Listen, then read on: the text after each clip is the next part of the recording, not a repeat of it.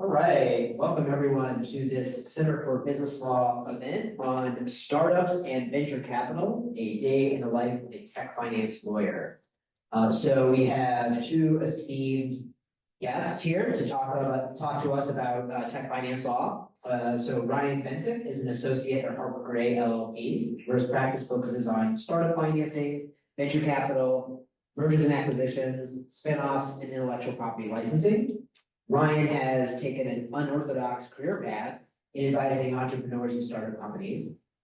And that before joining Harper Gray LLP, Ryan co-founded a legal tech startup and a succession planning private equity fund. He draws on these unique professional experiences to provide practical advice at all stages of the business life cycle. Kellen Voyer is the founder of Voyer Law, a U.S.-Canadian cross-border firm focused on advising technology companies. Also challenging convention, Kellen formed Voyer Law immediately after completing his articles and has built the firm into a market leader with clients spanning venture capital funds, startups, and video game studios. His personal practice is focused on cross-border structuring, financing, and M&A, while also acting as a board member and angel investor to multiple startups. So both of our guests today are not only lawyers who represent entrepreneurs, they also have their entrepreneurial experience themselves, right? So Ryan, starting a startup, and Kellen Boyer starting his own law firm after articles, which is that's kind of like the startup in the legal world. So very. I'm trying to figure out where I'm gonna sit. I don't need to be on camera, so I'll sit here so you guys can see me. Okay. A very knowledgeable and experienced guest. They're going to be talking to us about startups and venture capital. So we have some prepared questions, and we'll go through those, and then there should be plenty of time for audience Q&A, and we can have a little discussion after that. So to start off with, could each of you, in whatever order pleases you, just describe your practice in your own words? Kick us off? Sure. Sydney. Yeah. So my practice, kind of as Camden touched on, is focused on cross-border U.S. Canadian law, predominantly for tech startups. So we're a full-service firm, about 12 people, but we're focused on a particular market, and that's just technology companies. So for them, we help them with corporate, securities, employment, privacy, IP. Kind of we run the gambit, knowing that our clients, we say you need a different lawyer, are never going to get that different lawyer. It's going to go ahead and do the thing. So over time, we've developed that skill set in-house. So for my practice, as Camden said, it's a lot of cross-border corporate structuring, M&A, and venture capital work for our fund clients. Usually the funds we represent are American, doing deal flow in Canada. And so there's always an inherent cross-border aspect to that as well. Yeah, in a nutshell, a lot of what I do overlaps with Camden or overlaps with Kellen. Essentially I'm essentially external general counsel for tech companies, new ventures, but even established ventures looking to launch products. So if you're starting an idea, you're launching an idea, you've got an existing company, but you're not sure how you take this engineering service or product and you want to launch it with a technical component, or you want to prototype with someone, we work in all these spaces. So it's really more idea driven. That overlaps in BC. We'll do corporate, commercial, M&A, securities, privacy as well too. And a lot of what we do is we really help clients grow from raising money and with commercial paper, with employment law, and all the way from start to exit and all the fun chaos along the way.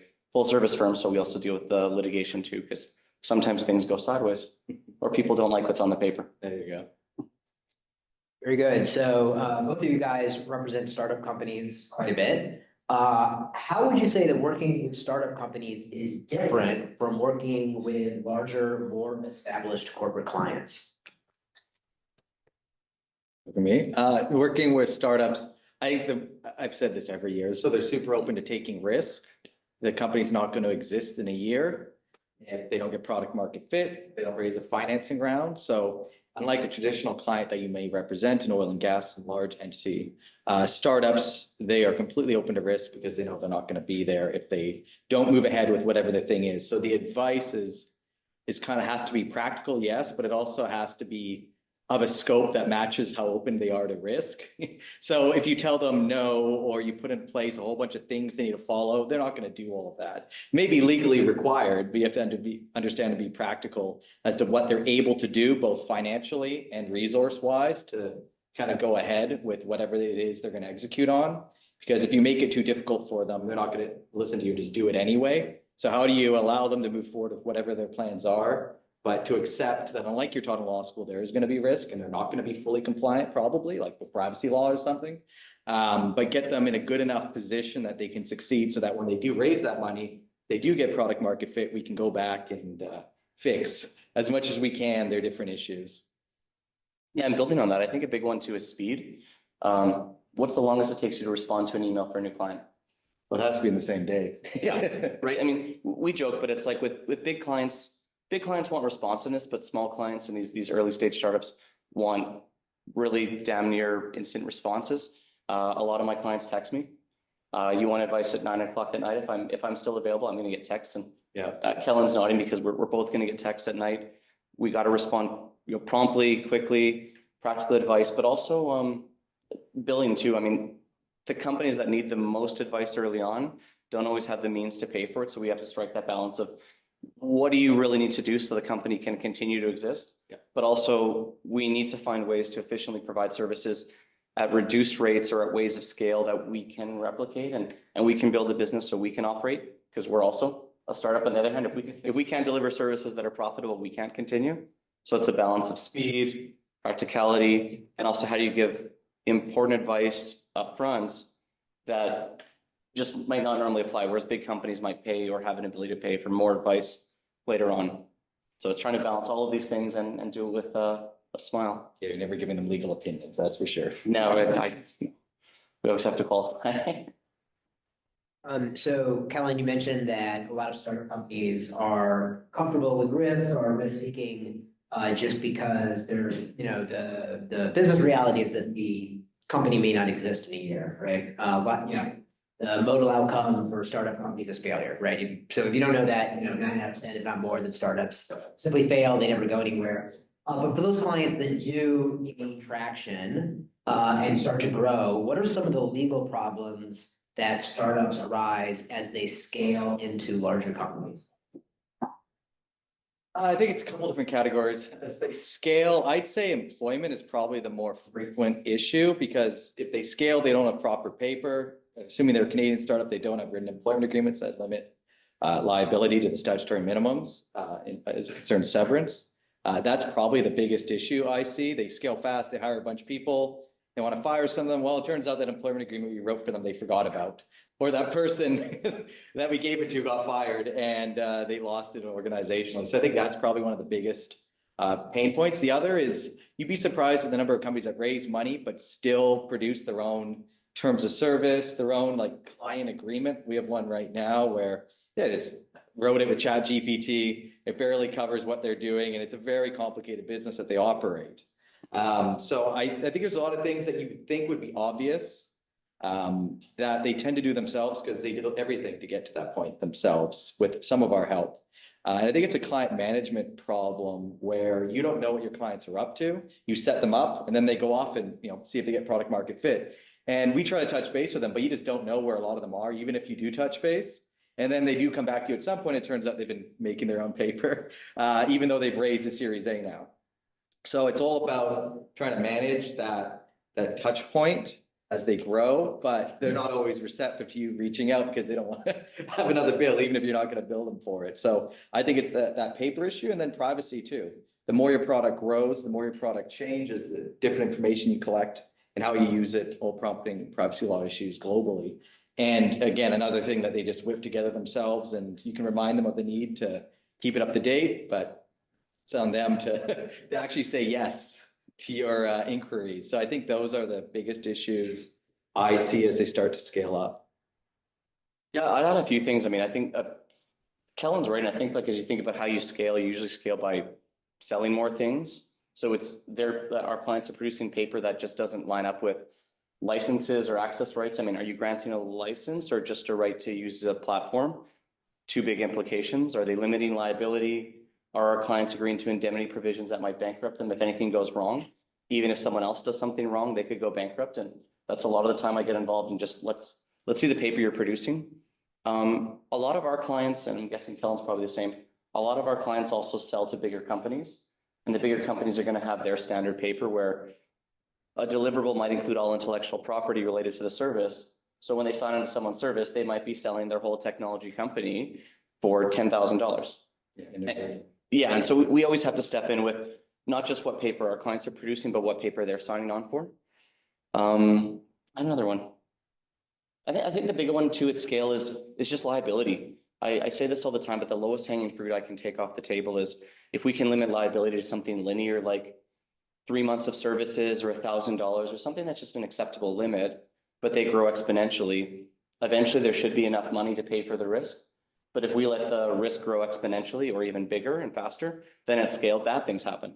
So the other thing I see too is an inability to organize. Even if they've done Series A, I have Series B clients that they do not organize their paper. Like there's no standard documents at all internally. Yeah. And people are in different groups, especially if they have 70 to 100 people. Different groups are making their own NDAs. They have their own template for this and that. And you would think that's a COO's job, but it's surprising just how little they do of that because they're scaling so quickly that there's no one slapping everyone on the wrist and saying, here's our standard documents. And I end up having to do that, but it's not something you learn in law school or think about. And it's not very lawyerly. It's more just organize yourselves, children. And to Kel's point, I think a lot of it's like just checking in. Just a lot of it's like we sort of know where things go wrong with. Do you have your IP cleaned up? Have people signed agreements? Are people actually returning signed documents? Are these things happening? And I think me and Kellen can probably rattle off a handful of things depending on the situation. But I think as good lawyers, you're just proactively checking on things and you plant a few seeds, and sometimes you plant a seed knowing that our clients are going to stumble because that's the trajectory they're going on. But we want to check with them when they stumble, and we can get in there before too much has happened, before two fatal stumbles have happened. Yeah, there you go. Okay, so the next question is kind of a two-part question. So I'll start out with the first part. What do you like most about working in the startup and emergence company space? You go first. I always go first. The chaos? Or what do you like? Maybe not. Yeah, no. Just, what do you? Yeah.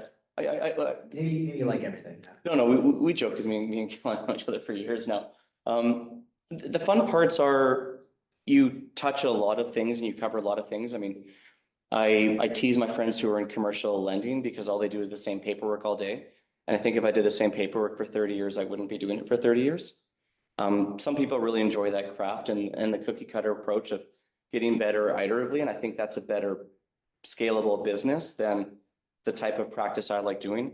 I like that when my partner asks me, what am I going to do this week? I'm saying, I never know. I've got a new financing coming in that's a safe financing. I'm advising on a couple of rounds that are closing that are priced rounds. There's a cross-border piece that I'm doing with some US investors investing in a Canadian company and some new intellectual property licensing. And that's just what's on the top of my to-do list. And it's only halfway through Monday, so a lot's going to change. So what's fun is we cover a lot of areas, and it's intimidating in the early days, but after a while, it just keeps things really interesting. And how it all blends together, you realize that real businesses are not such cookie cutter. Well, I can only touch this part of the file, and then someone else in another department's got to touch this. I think a lot of what I take pride in is being able to handle most of the file until it gets to things like litigation. Then it goes somewhere. While I can do most employment myself, it still goes to someone else. But being able to have a conversation through a lot of areas is really fun. I think being cross-border, I think I like the problem solving. Most of my clients have some US and then Canadian or some other jurisdiction cross-border structure going on, and someone created it without actually asking how it's going to work. And so that problem solving on the cross-border aspect, I find quite interesting. Today was US and Saudi Arabia for a startup. So I think that's really interesting to me. I think obviously the emerging tech is always fun, to state the obvious. I think more so from the problem solving side though, if it's someone's never done it before, like we did aerial drone reforestation 15 years ago, and no one had done aerial drone reforesting agreements ever. And so it's kind of fun to look at new technology and try to figure out how are we going to deal with this? What are the risks? Do we even know what the risks are?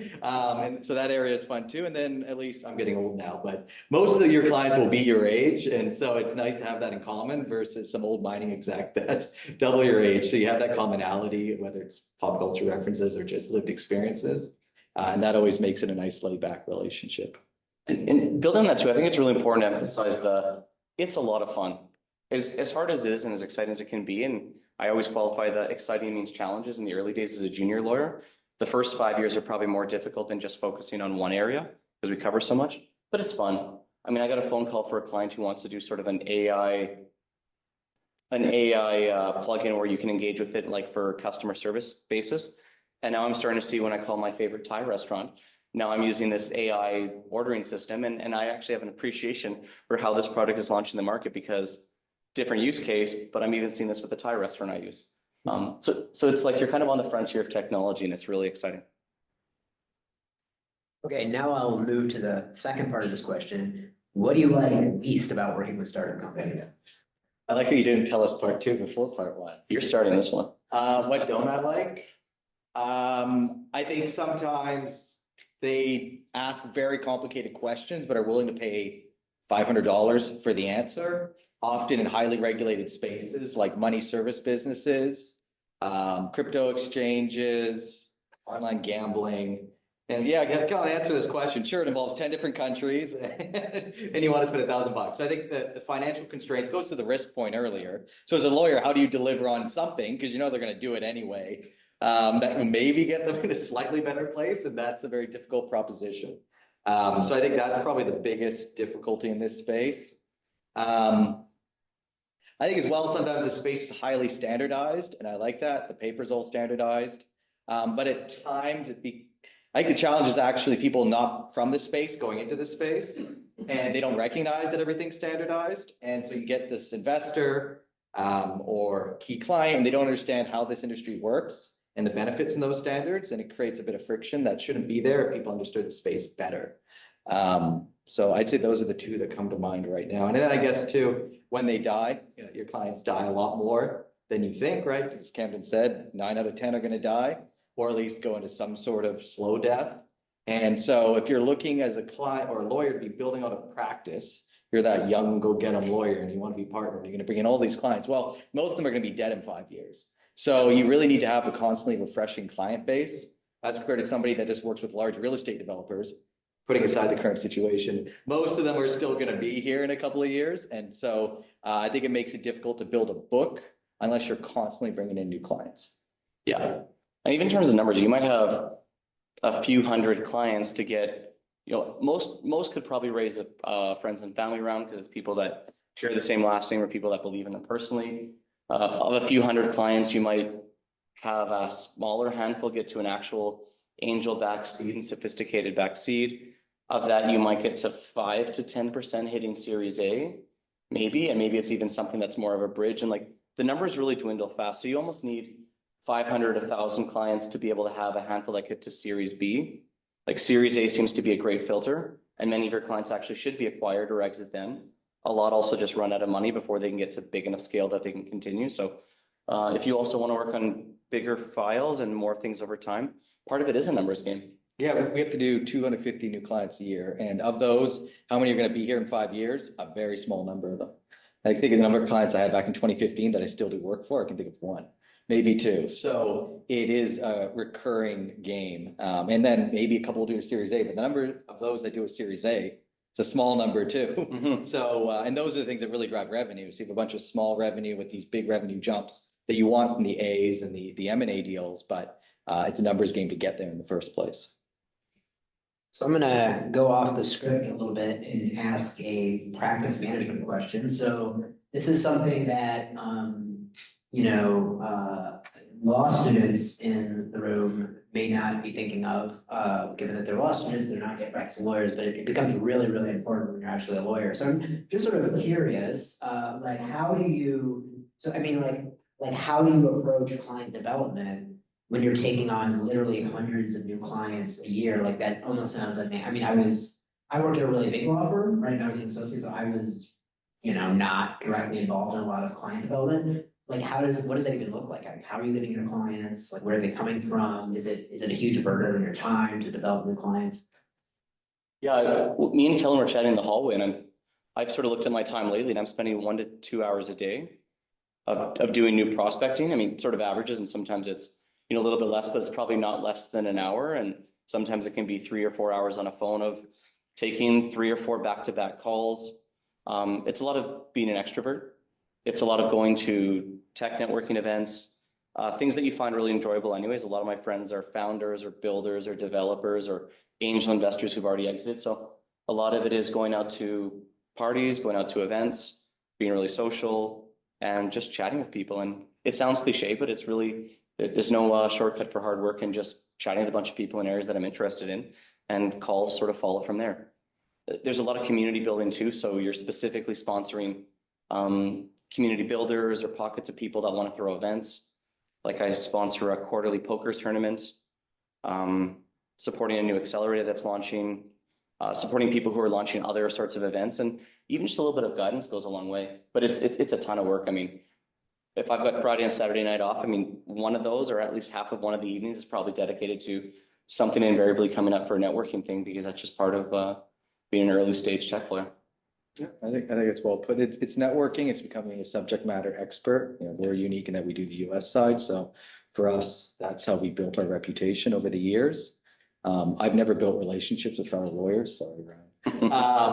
I've always built relationships instead with just people in the industry, but that doesn't happen overnight, right? When I started with 0 clients, you go to a networking event, you can meet somebody, but no one's going to give you any work for 6 months. No one wants to use a lawyer immediately. So it's a long tail on building relationships. For us, cold calls is great because you know there's already interest rather than just going and meeting somebody at an event. But unlike our clients that sell widgets or SaaS or whatever, you can't control inbound inquiries that much through the application of marketing dollars, versus if you're selling some cool product on Instagram, you probably throw more money at Instagram ads. You're probably gonna get a better return. You throw more money to legal ads, I don't know if you're gonna get it as immediate a response, just because people are slow to do it in the first place. And it's hard to convince them for a quick buy of legal services as compared to a cool coat or something on Instagram. So I think persistence is probably the underlying thing in both what Ryan said and I said. Looking at different facets, whether it is in person or online. Yeah, and I think the subject matter expertise is really important. I mean, it doesn't matter what the social event is if you're getting pulled into a conversation of, hey, I'm hearing that, and often comes up with, hey, my buddy's doing this, and they've heard this like for a piece of legal advice. Is that reasonable? And there's little chats that happen, or hey, I'm actually looking at changing lawyers, and this has come up for me, or here's a problem that's come up for me. Can we talk about it? You have to be ready right now. Gala event, mid party, you get pulled aside for 10, 20 minutes at a time, and you have these chats, and it goes somewhere or it doesn't, and you just have to do it consistently. But being in person and subject matter are huge. Here's my secret. I shouldn't tell you this. Answer your damn phone. I played a game. I pick it up all the time. I played a game where I called a firm. They're very well known in Vancouver. Boutique in employment, and my contact was on a ski vacation. I needed to send them work immediately. Didn't really feel like calling the reception, but I did, and they said, well, we'll call you back. So then I called every lawyer that I could see who would pick up their phone. One junior picked up the phone, and that was number 10. Jesse was getting onto a plane, and he got the work. None of the other 10 people did. So I think picking up the phone actually helps. Pick up your desk phone, have it forwarded to your cell phone. There you go. The phone's covered by the firm anyways.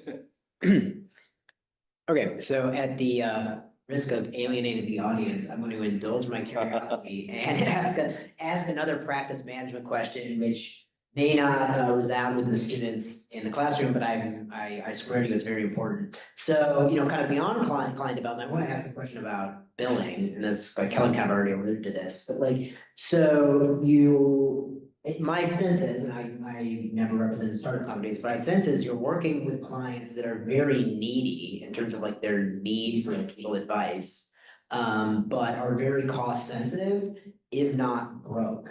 So how do you manage the billing risk, where you're providing services to clients? And so, for the students in the class, you obviously want to graduate, you want to be a lawyer, when you provide legal services, money doesn't magically arrive. Like you often have to chase the clients down and get them to pay for what you did. So how do you manage that part of the practice? Obviously without alienating clients or it just seems like it would be really difficult. For us, we do a lot of flat fee things for the basic shit you need for a startup. So for those, we flat fee it and we make sure it's cost effective relative to our competitors. And we get that money in trust before we do the work. So it's simple, kind of bare bones to get them off to the races. And so they won't have any material problems and it's cost effective for them at a price point that if they don't have that money, then they have a bigger issue. That makes sense. And then just for the benefit of the students, like that's a pretty unusual billing arrangement, at least as far as like big firms go, is that you would have a flat fee that would be paid up front, right? I mean, the standard billing models, you bill by the hour, you write down how much time you spent, you send the client a bill, and you hope that they pay it. So what Kellen's describing, I mean, that makes a lot of sense to me, but that's actually a really unusual billing method. Yeah, it goes to kind of a volume thing too for us on the flat fee side, but I was complaining to my peers a moment ago that big firms are charging $400 an hour now for a paralegal. Like that doesn't work for a startup. So you need to have a different fee structure if you're going to play in this space. And big firms want to play in it, but not saying yours, but most of them, their fee structures, especially on the accounting firm side, doesn't reconcile with what they're willing to pay, but they want the clients when they're Series C and beyond or Series B and beyond. So if you can get in early enough on a cost-effective basis and you can be there for their A and be there for their B, rather than trying to go and take a cool, sexy startup at their A round, because they're not going to leave their current lawyers. Like, why do you change lawyers? Because it costs too much or they screw something up. Otherwise, you're going to stick with your lawyers usually. And so it's hard to get in to this industry when someone already has success, barring the other counsel screwing up. So you have to get in early enough and be cost effective enough so you can be there for those events. Yeah, it's huge. It's like, that's why we do a lot of our investment is we're in some ways, we're taking small bets in our clients, knowing that at the aggregate, we should be better off and they should be better off. So a lot of it's like small bets, many clients, trying to help them with like fixed fee arrangements, or even just like giving some gauge of what it's going to cost as opposed to, I'm not sure, just whatever it's going to take for time.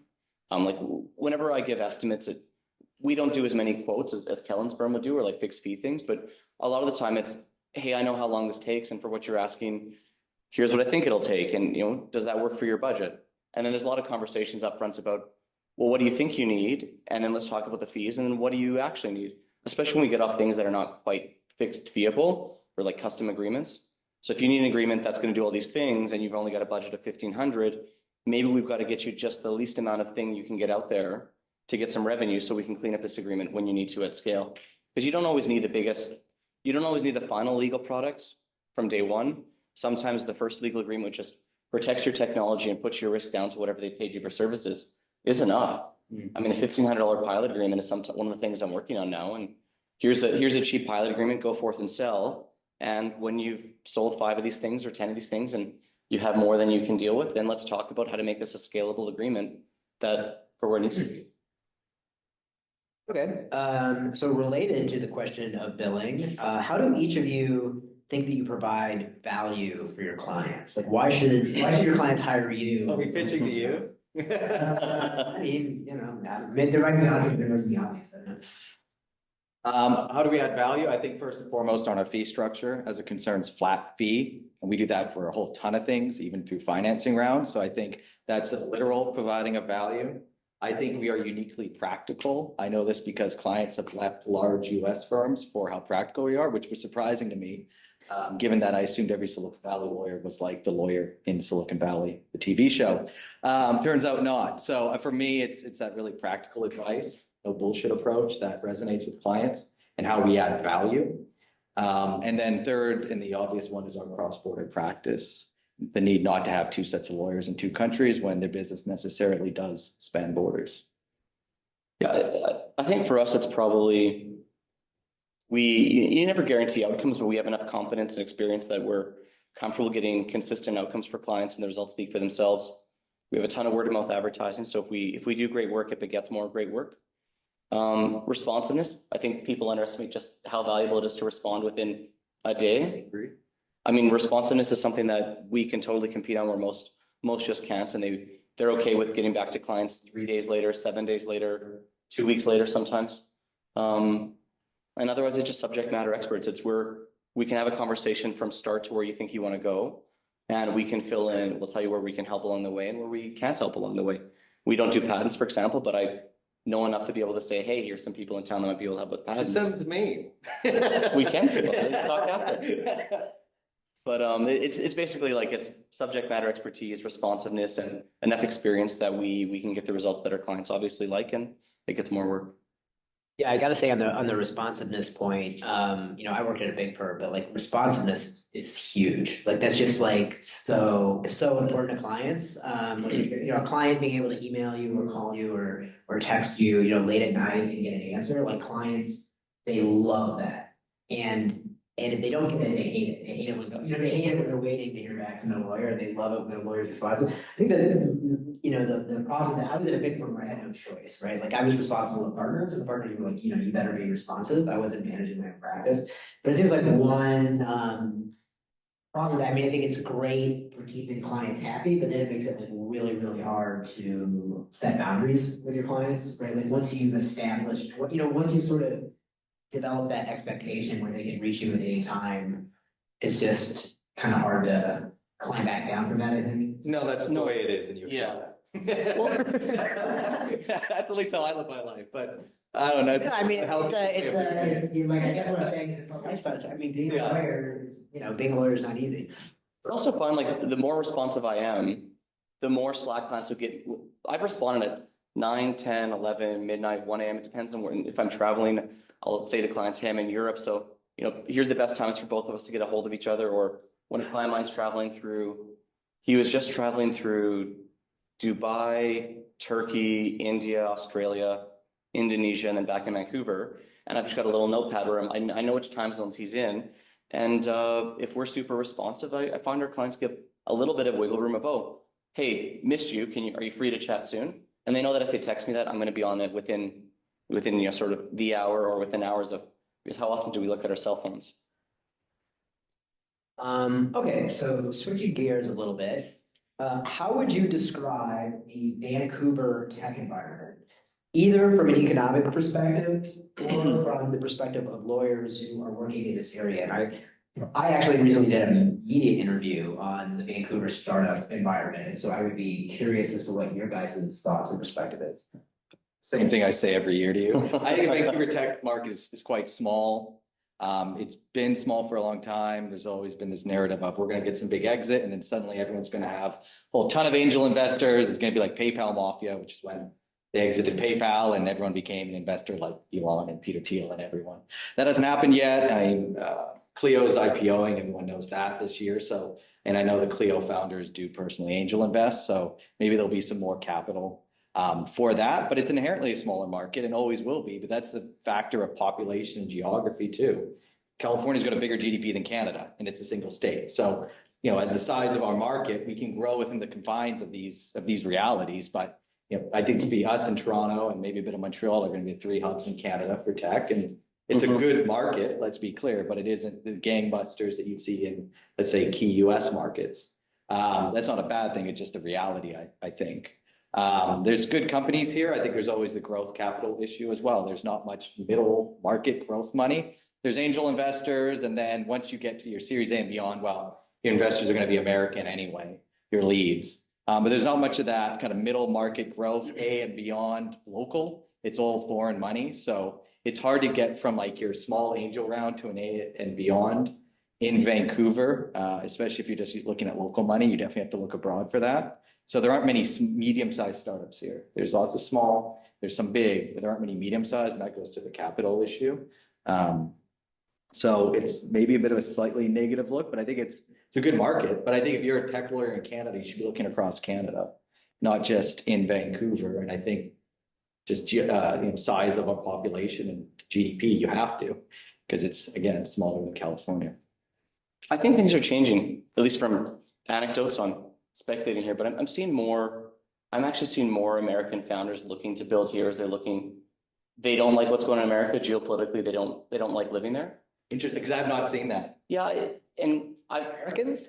Because I've seen. Because I've seen, it doesn't seem like a big, I mean, I've seen anecdotally, anecdotally, right? But Canadians who work in the Valley who are coming back. And no. These are Americans. Yeah, these are American founders, American exited people who are looking to build companies, and it's a lifestyle thing where they want to build a company or grow their families in Canada. And these are companies that are going to be backed with, they've raised $10 million or more. One I'm talking to they're raising 10 on 70, and they're raising from VCs we've all heard of, and I just can't say in the room, but they've invested in most things that are in our pockets.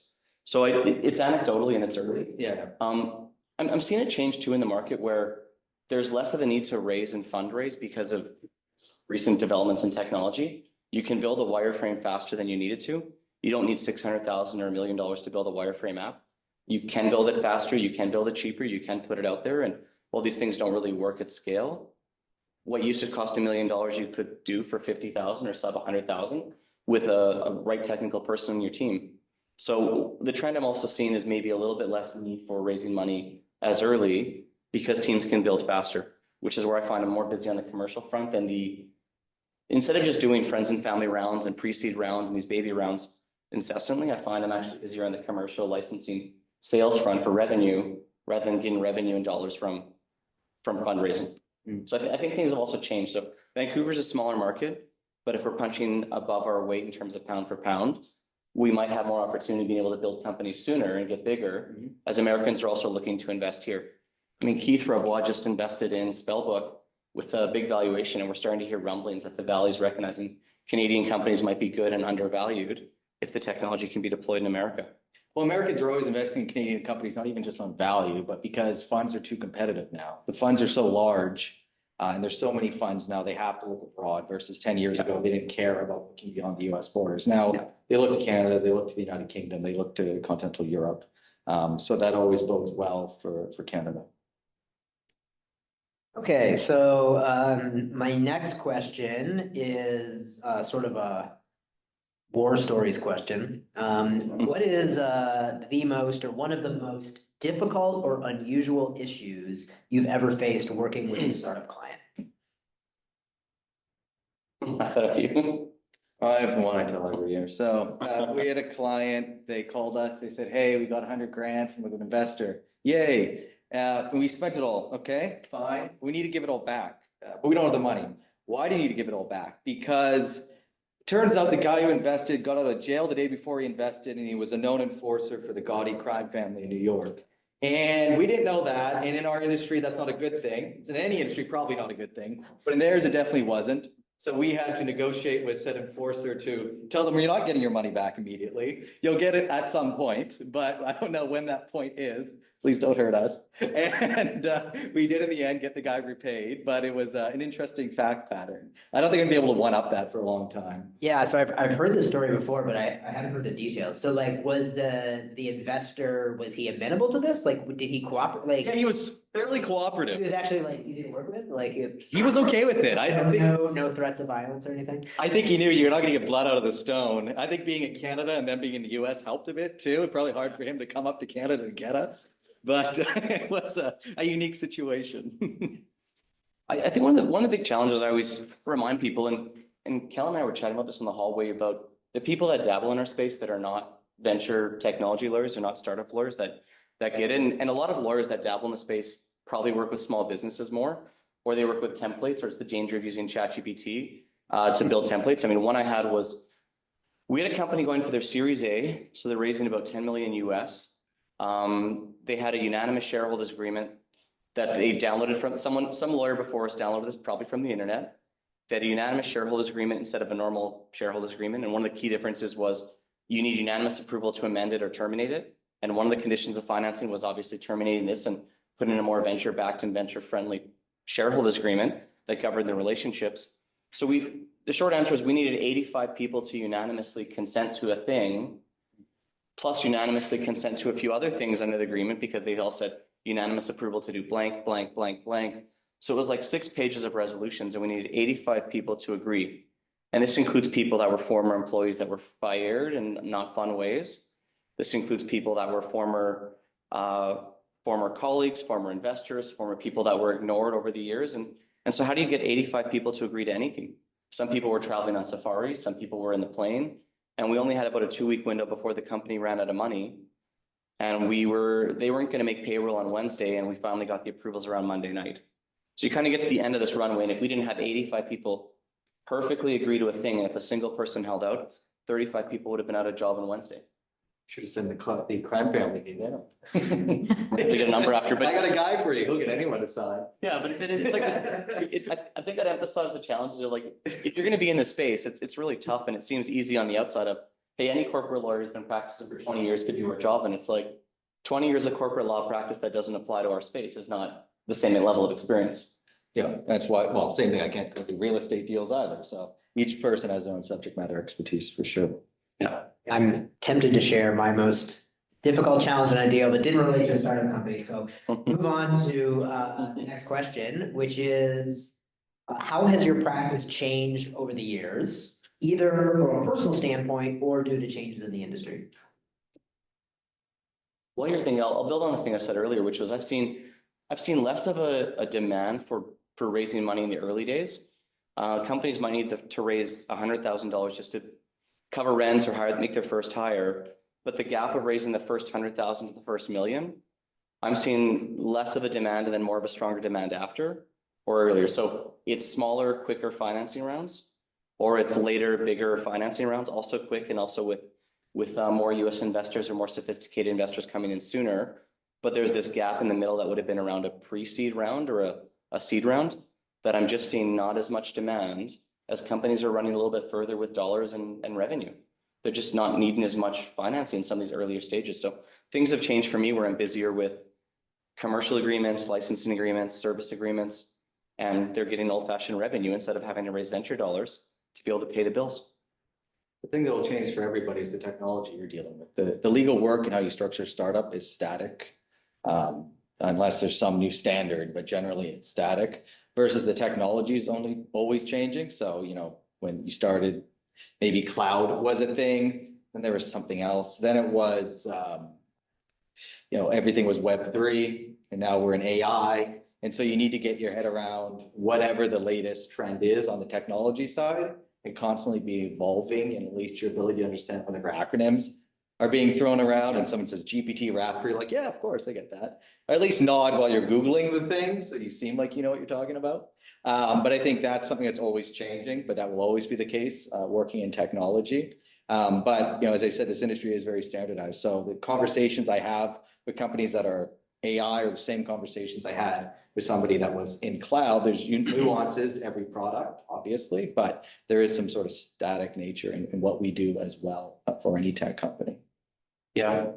As time goes on, you continue to tackle the same problems of ownership, licensing, like scaling, liability, all these sorts of things just become the same. It's just different subject matter. So Yeah. it's much of the same frameworks, but then you have to fit it into the new framework of a Web3, a DAO, or whatever comes up. It's just everyone's trying to do this. A lot of people repeat and they try to reinvent the wheel and call it a different thing. And it's 85% the same and 15% something else overlapping. There's not much changes once you wrap your heads around. Yeah, and if people don't know from an industry standpoint, like the startup world is like very much based on fads and trends, right? So there'll be some technology or some business model that is successful, and then everyone is chasing that and they kind of follow leaders. And I mean, I'm not an expert, but I feel like the most successful firms are the firms that are truly innovative and are, you know, kind of breaking new ground. And then you have like a million people following what they're doing, and they're sort of, you know, they're marketing to, you know, an investment community that is, you know, has like, you know, they're kind of like, all right, we want to, like you said, you know, it's like cloud and Web3, now it's AI. I mean, I think AI is more fundamental. I think it's more fundamental technology. It's not just a fad. Yeah. But it's very cyclical. And then like every few years, there's some sort of like new, you know, crypto, right? There's some sort of new thing that everyone's doing. So that's a part of the startup market. So on the question of the startup market, I guess from your perspective, what is the current state of the market in a general sense? I think if you have AI in your name, you're doing okay.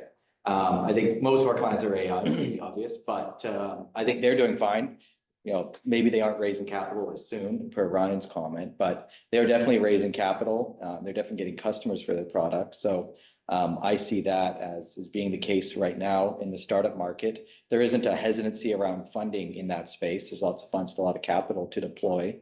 So I think I don't see it as being in a bad situation at present. Honestly, I think things are puttering along nicely. I think it's pretty optimistic. I think Vancouver's optimistic for some of the anecdotes I mentioned, and I've only been seeing this more for the last month, but people are seeing Vancouver as a potential source of launching businesses or growing into, and there's a lot of attention of exploring the city for launching new companies, which is an interesting observation. I would have thought it'd be the other way around, but that's sort of a new emerging trend. If you have an AI client that's selling something, they're busy. They're incredibly busy. I mean, sometimes they're too busy and they're not responsive to us in the sense of you're reaching out, you're following up, and then, the CEO is traveling and they're 13 time zones ahead and they're trying to close transactions in Australia and they're 5 deals behind on what you need to do. So, planning sync up calls is like part of my day is, hey, can we do a sync up call on these 5 matters instead of just trying to keep up? So if your clients are growing and moving faster than you can with our same day, same half day response rate, that's also a sign. So if you're good, you're really damn busy. And if you're starting out, you don't quite have a lot of traction. I don't think there's really much of a middle ground. Okay, final prepared question for today is, what advice would you give to law students who are interested in exploring your practice area? One, read the standards, go to Y Combinator, read the SAFE, understand what a SAFE is, because these are all standards, so you can self-educate on literally every document you will use as a lawyer. Y Combinator, SAFE. Take over transactions. Take over transactions. We read through safes and then go to the Y Combinator document. And the National Venture Capital Association of Canada or the US, take your pick. Those are your Series A and beyond documents that are standardized as well. There's a Canadian version, the US version, they're roughly the same. And then, I say this every year, but I've tested people, they don't buy the book. Buy the following book, Ken Adams on Drafting. If you're going to be a corporate lawyer, Adams on Drafting is a treatise on how to use every single word when you draft. It has 10 pages on the word shall, and I treat it like a religion. I think if you consider drafting like computer coding, like in law school, you don't think about how to draft, but you could have ChatGPT or some person write computer code 2 different ways that accomplishes the same thing. One's long-winded and goes on and on. The other's really tight and accomplishes the same thing. I'm a huge advocate for very tight, concise drafting. And Adams is a route toward that by really causing you to question, why do you put the in front of every definition? Yep. It has no purpose. Yet I have lawyers inserting the in front of every definition in agreement. So if you can understand like computer coding, why words are used, sounds a bit nerdy, but it actually matters for when you draft. So I think Adams is an excellent resource that I wish I was exposed to in law school. Yeah, I think Kellen's right. And I think it's fine if you use ChatGPT or the LLMs to also just even asking questions of what's out there, what are some of these terms, what are the concepts, why do they matter, what's a safe, like even just, you should read them, you should understand them, you should look at what other people are saying. But I think from a primary standpoint of what are some of the big things I might want to even do as like a study regime, I think that's okay. I would add a book, I forget the name, it's something about startup law by Bryce Tingle, or the like last name Tingle. It's a Calgary family of lawyers. It was the dad and now it's the son. We tend to carry the legacy. It's a book I've got on the shelf, and whenever a friend of mine is trying to get in the space or junior lawyer, I usually just buy that book for them and give it to them. It's about $200 give or take, and most libraries have it, and you can find it online. Just read and also be passionate. There's so much going on in the space. There's so many things you can do. You can really find any niche, I think, in technology these days. So it doesn't really matter what you do. Just recognize that if you're going in startup law, startup land, you need to learn things like corporate law, securities law, how they raise money. You need to learn employment. You need to learn how to grant options. You sort of need to learn, or at least be aware of all these things that you touch on. You will have to get good at them if you want to practice and have any sort of staying power of being in a space for more than 6 months or a year, or clients will root you out pretty quickly. And just be passionate. And good things happen if you just do that enough times. All right. Thank you very much. That's it for prepared questions. So we have plenty of time for student questions. Is there anyone in the audience or online that has questions? Yeah, go here. Why don't I pass the mic around? Hello. Thank you guys so much for joining us today. I am very curious because my background is in public accounting. I worked in the valuation space on these tech ventures, and you're completely right, they only focus on Series C and up. But I wanted to ask if you've noticed any changes in your clients due to the changes in foreign policy and how that impacts the growth, or whether the lack of tangible assets in the market allows your clients to be more immune to these kind of policy changes. Which policy changes? Tariffs, presumably, yeah. So tangible asset companies have problems, so they're getting creative and how they classify transactions, which are hacks around tariffs that have been done for a very long time in other industries. So they're getting creative in how they're structuring transactions. I won't go into how, but there are some solutions there. For our software clients, yeah, they're unaffected, but we do a lot of tariff structuring to try to get around that. But at the end of the day, there's only so much you can do, right? If it's not a made in Canada good under CUSMA, we can't make it Canadian, right? We have a client like, we don't want to pay tariffs anymore. How do we make this a Canadian product? Well, you can't. You bring it from China to Vancouver and you put it in a package that's not a Canadian edition. So it has been problematic for clients producing physical goods. There are some solutions, but there are limitations to any creative solution. But most of our clients are software, not hardware. I mean, most startups are software, not hardware, full stop. So those ones have continued unaffected by that change. There's other changes around immigration that I haven't seen come to pass, oddly. Like first Trump administration, he had his list of countries that were not ideal in his mind. And that led to a lot of US companies setting up offices in Canada. I was fielding calls every week. I do not field any calls about this anymore because I don't think he's focused on it.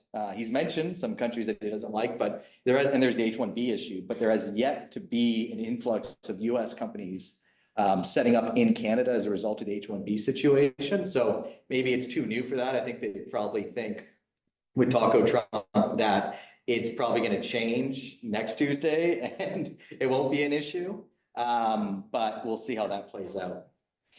One little one I'd add is just in commercial agreements, whenever there's things like quotes or fixed fees or anything that involves like tangible goods, like a lot of our clients they're software companies, but there's usually some sort of hardware component. Like a lot of our AI companies they'll sell the hardware and their software and their special sauce is the software and things based on AI and the algorithms and like what they really do well. But there is a hardware piece. So usually in most of the agreements in the paper I'm putting out these days says if there's a quote, it's only in place for shorter windows, or if there is more than a material change in the price of inputs for things like tariffs, those things can be passed along even after you've agreed to the terms. So if it's a change of more than 3 or 5 or 7 or whatever the percent is that our clients need as a threshold of they're willing to piss off their clients or their customers if they put this change in, that's sort of a number that happens. So it's just responding after the fact to tariffs, and the fact that tariffs can be for goods that are in the air already after all sides have paid and agreed. Our folks can put that in there at their discretion. Few actually use it, but we put it in there now because we just don't know where the world's going to go. Also for inflation and tariffs are sort of treated the same way of costs and uncertainty and change that might happen, and being able to open up terms like your subscription fees that are capped normally unless inflation or unless tariffs.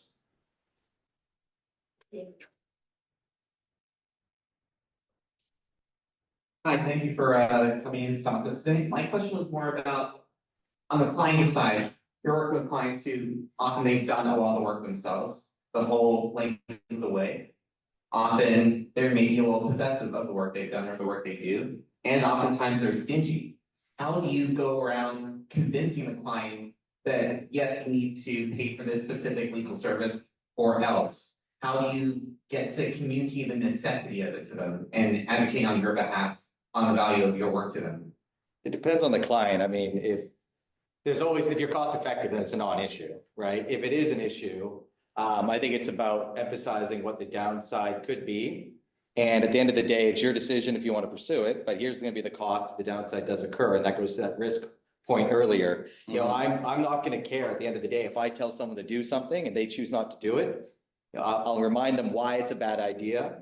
And I'll push on that. But at the end of the day, you can't convince somebody if they don't want to remain convinced. But I think for a lot of things, like there's more subtle points, like on a transaction, client says they don't care for that point, and you explain why actually on this M&A deal or this big enterprise deal, why you should care about that clause. If they're reasonable people, they'll come around to understanding it if you can explain it very simply.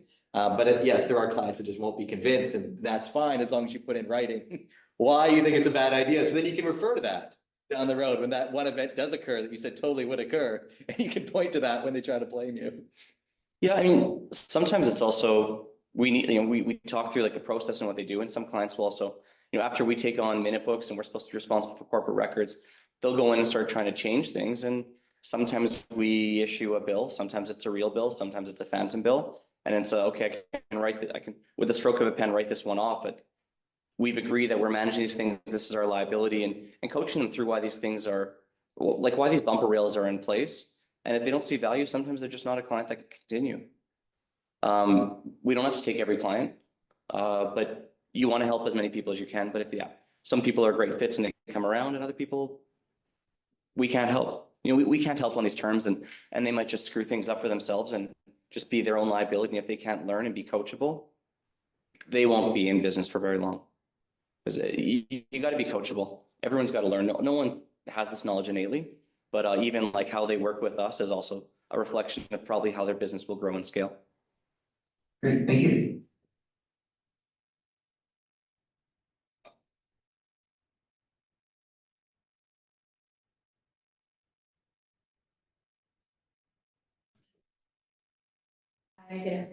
You emphasize on the importance of being a subject matter expert. So aside from the law courses that you have taken from law school, what other certifications or trainings that you have taken to become the subject matter experts that you are right now? Watch Silicon Valley from start to finish. It is accurate, I'll be honest. It's uncomfortably accurate. It doesn't go into much depth, but it's accurate for about the 10 seconds they talk about it. I think, as I said earlier, if you read these industry documents, then you understand the standards and you can understand the cycles of how startups grow and raise money and the standard instruments there. So I think that's the obvious one. A lot of it comes with this experience. You start out in this space, even at a larger firm, I'm sure you're going to be dealing with little clients, dealing with just in corporations, and you'll step up to the next event when that company has its next event. So I think naturally when you're getting into it, you're only going to be working with companies really early on, and you'll probably grow in your knowledge as they grow along with you. If you want to become a subject matter in certain areas like privacy, there's a whole certification process, the IAP, I think it is. So there are some areas where you can actually get certifications that will cause you to stand out. So it's a combination of those three things, I think. You learn a ton over time. Be humble. You're going to learn more in the early days than later days, and you're always learning. So I think it just approach new things with an open mind and be a student and realize whether some terms are terms that are actually really old. I mean, safes started from convertible notes, and a lot of the terms actually trickle from there, and just recognizing how the genesis of things started. So lots of new things are actually really old things repackaged, and people have remembered for the first time or first generation. So I think that's also a good reminder. A lot of these things are cyclical. They happen over time. And just if you're passionate and interested, you'll seek out the events to go to. You'll chat with more people. You'll learn more about the space and the subject matter. And you'll talk to the difference between developers who are building or people who are building software companies aren't always the same. And people building like single developers building one-off products that need a lawyer can be different from a software company that's being developed and needs to raise money through sales and manage different sorts of clients. So just recognizing too, a lot of it comes from passion and following it. Any other questions?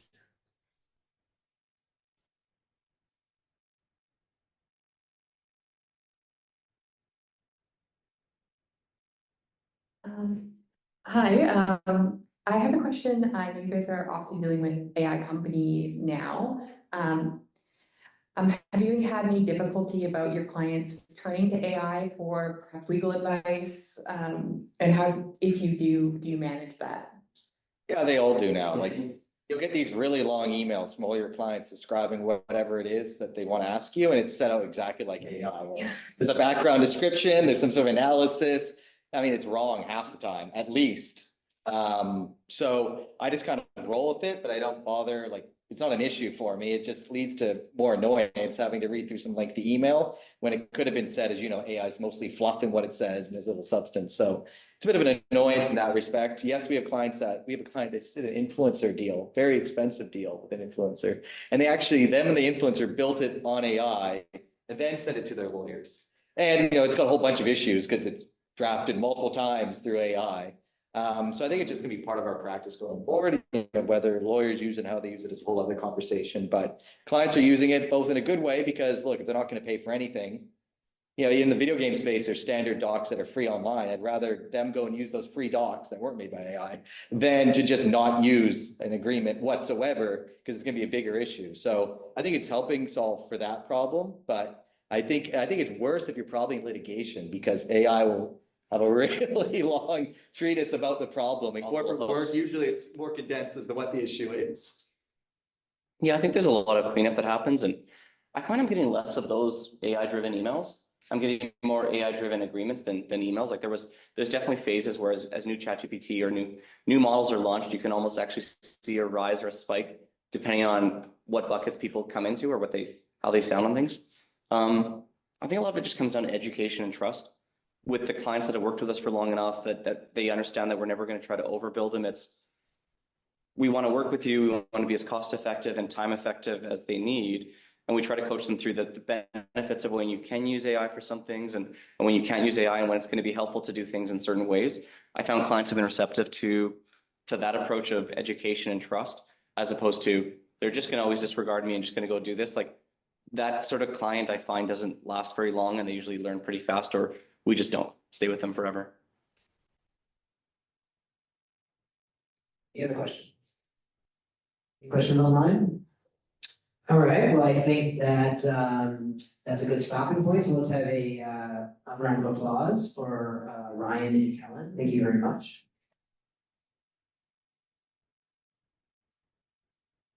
Appreciate you guys coming in. Thank you, sir. Thanks, Kevin. Right.